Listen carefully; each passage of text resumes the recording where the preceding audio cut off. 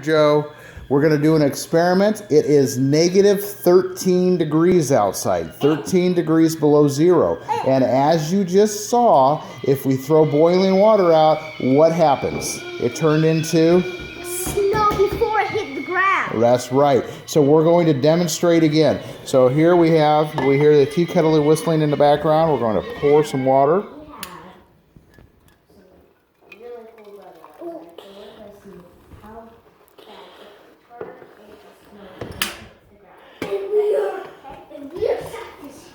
All right, whoops. And here we go. You want to open the door for me, Mr. Joe? Yeah. Yes, Science Daddy. All right. For everybody watching at home, here we go. Hot water outside. Before it hits the ground, snow.